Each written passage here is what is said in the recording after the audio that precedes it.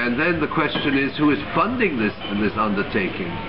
You cannot challenge Wall Street and then ask Wall Street to pay for your travel expenses. And that is not something which is limited to these events in New York City and around the United States. It's something which has characterized progressive movements for a long, long time. Trade unions were infiltrated. Their leaders are invited to the World Economic Forum in Davos. Then you also have other organizations such as those which join the World Social Forum or the People's Summits. All those organizations are funded by tax-free foundations. I've been looking into the World Social Forum, which was created some 10 years ago. It started off in Brazil. And the World Social Forum was in effect funded by the Ford Foundation.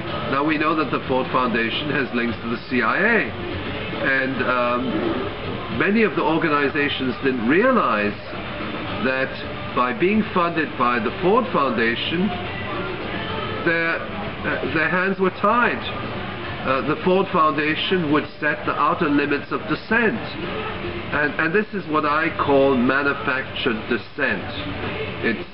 It's when the elites, through their tax-free foundations, will go in and they will support limited forms of dissent which do not threaten their fundamental interest, which is the interest of making money and enriching themselves and so on.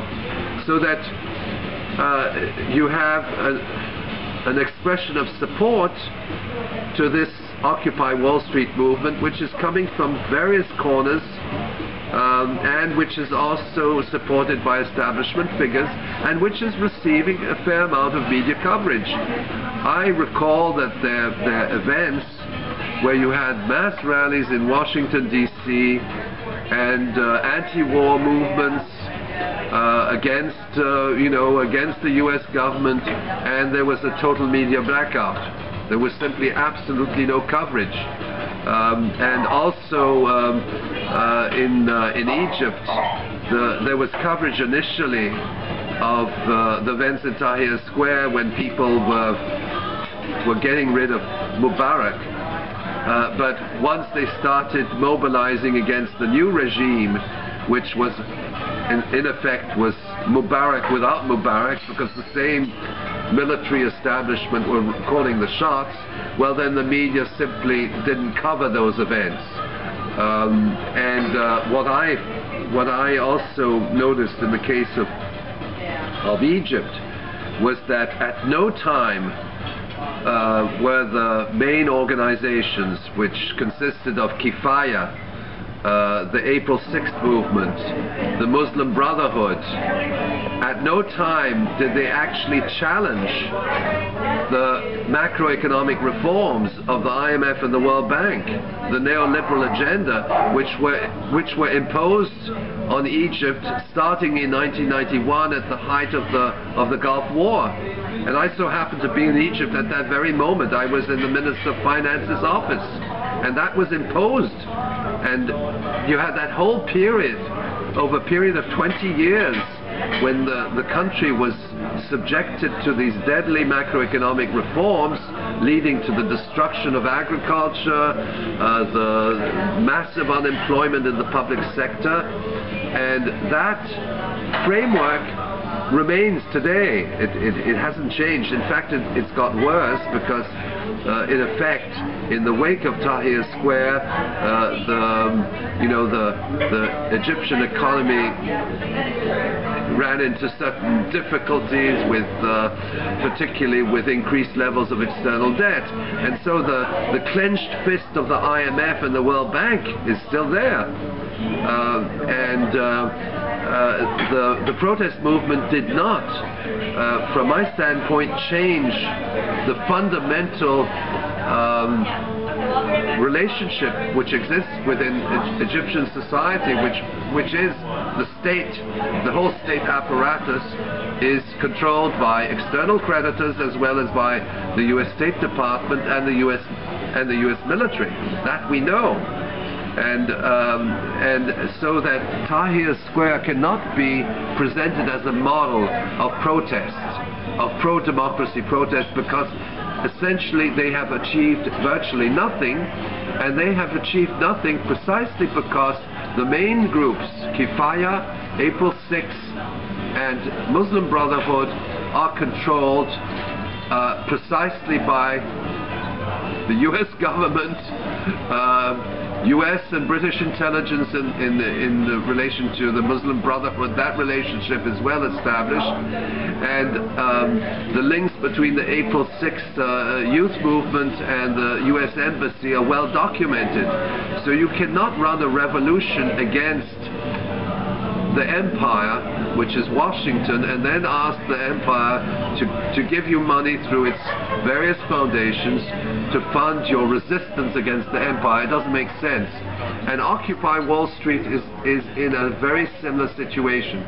First of all, it is using Egypt and Tunisia as a model. They are not a model. They are a failure. They are colored revolutions which have manipulated the grassroots and which have led these countries into a cul-de-sac, into a status quo. So the end game of the protest movement is the status quo. It's the semblance of democratization, but in effect what happens is that the people in power who are in positions of government are replaced by other people who are in effect playing the same role on behalf of the U.S. And the external creditors of those countries.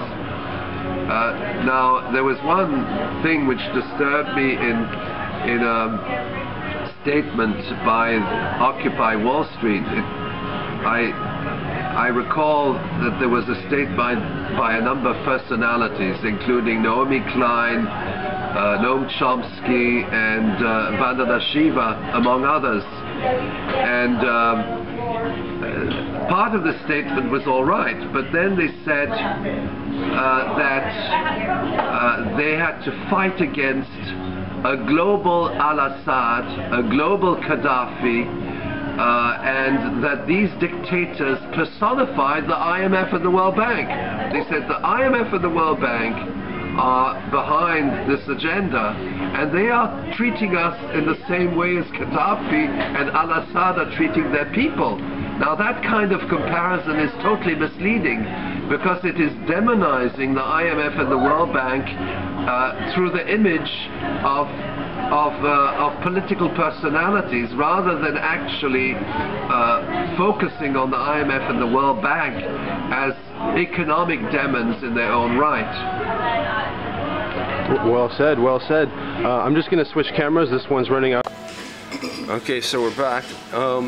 Two-part question here. First, how can we keep this movement as pure as possible, as opposed to a media skeptical that is co-opted? And what would you advise for people whose hearts are in the right place and want to make a difference? Well, I think a movement which is confronting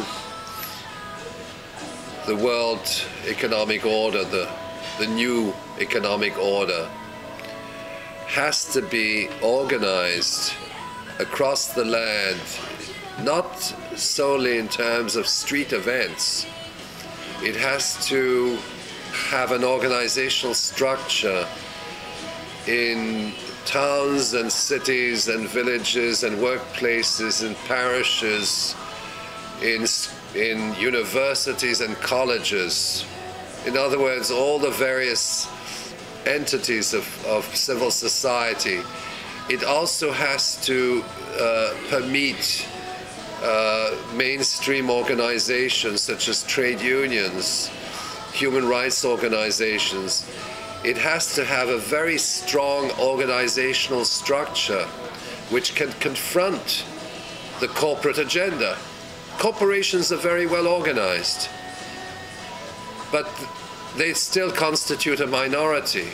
Now, if the 99% want to ultimately reverse the tide, they have to organize. They have to have strong leadership. They have to have a program. And they are not there to make demands. They are there to question the legitimacy of the corporate agenda.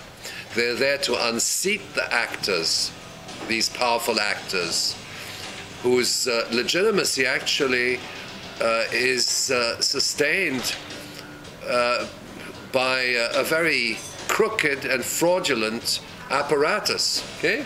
So that's what you have to tackle.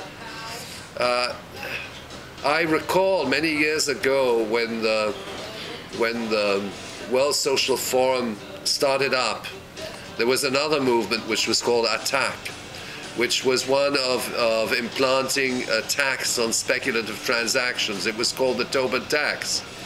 And everybody joined the bandwagon of the Tobin tax, saying we have to put a tax on speculative activities and use the proceeds of this tax to help the poor.